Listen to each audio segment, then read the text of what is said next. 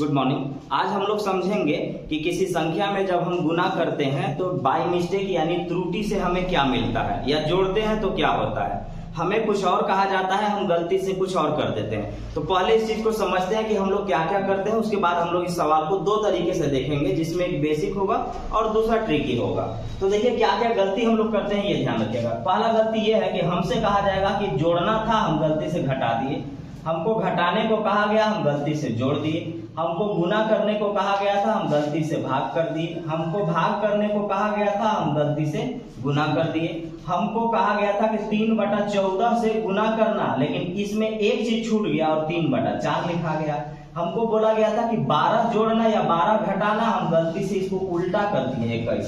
इतने सारे मिस्टेक होते हैं एग्जाम में, और ऐसे सवाल यहाँ से आपको बनाए जाते हैं। तो ध्यान रखना यही है कि अब इस सवाल में आपसे कहा जा रहा है कि एक किसी संख्या में आपको 3/14 ज्ञात करना था, आप गलती से 3/4 ज्ञात कर लिए। और जब आप गलती से 3/4 ज्ञात किए तो आपका जो गलत उत्तर है वो सही उत्तर से 150 अधिक आ गया। तो आपका वो संख्या क्या था, तो इसको हम लोग दो तरीके से समझेंगे। पहले एक्स वाला समझिएगा, उसके बाद फिर किसी और कंसेप्ट से आपको हम बताएंगे। तो मान लीजिए कि संख्या जो हमारे पास था वो था x। तो x में हमने कहा था कि आप 3/14 ज्ञात करना। ज्ञात करने का सेंस यहाँ होगा मल्टीप्लाई, गुना करना। यानी आपको कहा गया था कि उस संख्या में 3/14 से आप गुना करिएगा। तो 3/14 से गुना करते तो ये सही था मेरा। तो मेरा आता क्या, तो मेरा आता 3x/14 ये आता। लेकिन हम गलत कर दिए। गलती हम क्या किए, तो गलती ये किए कि इस संख्या में हमको 3/14 बोला गया था, बाई मिस्टेक ये वाला एक छूट गया, और छूटा तो ये 3/4 लिखा गया, और ये हम लिख दिए। और जब हम लिखे तो हमारे पास आ गया 3x/4। और बोल रहा है कि फिर ऐसा करने से प्राप्त संख्या जो है ना, वो गलत जो है ना, वो सही से 150 अधिक आया। तो यहाँ पर चार चीज का एक ही मीनिंग होगा, ध्यान रखेंगे। एक होता है कमी, दूसरा होता है अधिक, और तीसरा होता है अंतर, और चौथा होता है वृद्धि। इन सभी का एक ही मीनिंग है कि सबके बीच में माइनस लगा देना है। माइनस करते समय इस बात का ध्यान रखना है कि बड़ी संख्या को पहले रखा जाए। जो आपसे लैंग्वेज में कहा जाएगा उसके लैंग्वेज के अनुसार उसको पढ़ना है और समझना है कि इसमें बड़ी संख्या कौन होगी।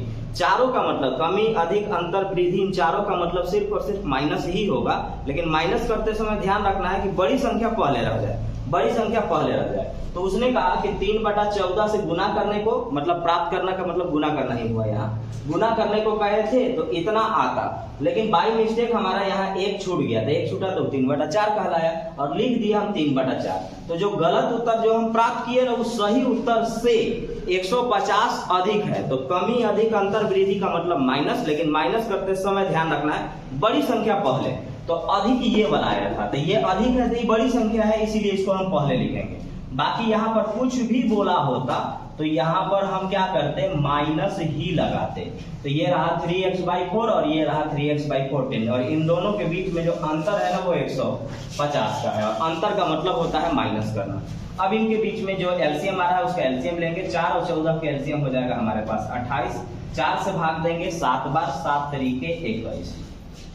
14 से भाग देंगे 2 बार जाएगा, 2 तिया 6x बराबर में 150। ये क्रॉस मल्टीप्लाई हम कर लेंगे। तो ये क्रॉस मल्टीप्लाई करेंगे तो 15 में से 6 गया, मतलब 21 में से 6 गया 15x, और ये रहा हमारे पास 28 गुने 150। तो 15 से 15 खत्म 10 बार में। x का जो मान आया वो 280 आया, और x जो है वो हम संख्या मान करके रखे थे। यहाँ देख लीजिए, संख्या माने थे 280। अब हम लोग इसको ध्यान रखिएगा कि अभी जो बताने जा रहा हूँ पूरा मैथ में हर जगह यूज होगा, फ्रैक्शन में। इसको जल्दी से आप लोग लिख लीजिए, ये वाला कम से कम पोर्शन, ताकि मैं इसे मिटा सकूं। अब इसमें क्या कहेगा आपको कि जब कभी भी फ्रैक्शन दिया जाएगा, जब कभी भी फ्रैक्शन दिया जाएगा तो इसको बनाने का एक तरीका है, जो कि तरीका को समझिएगा।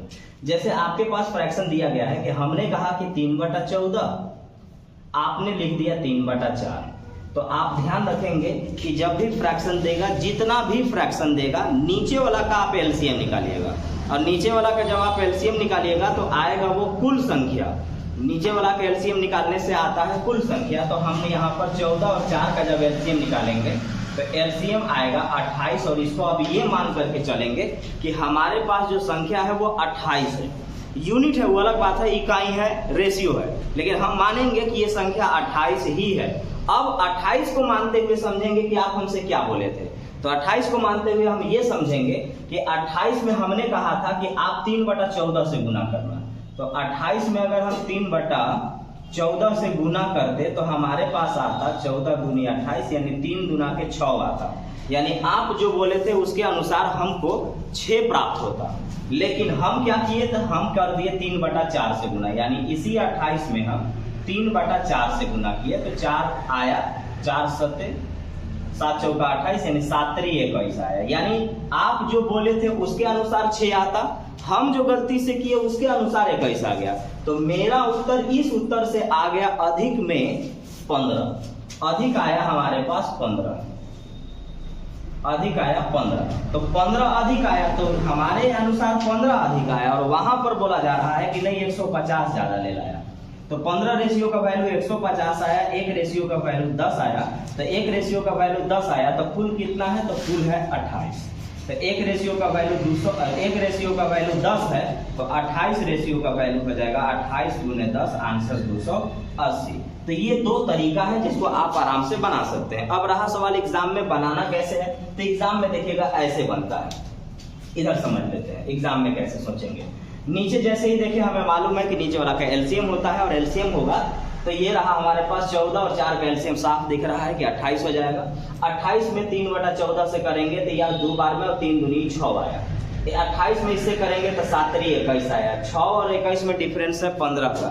15 का वैल्यू 150 है, 1 का वैल्यू 10 है, तो 28 का वैल्यू 280 है। आप चाहें तो बिना पेन लगाए भी ऐसे ऐसे सवाल को एकदम आराम से बना सकते हैं।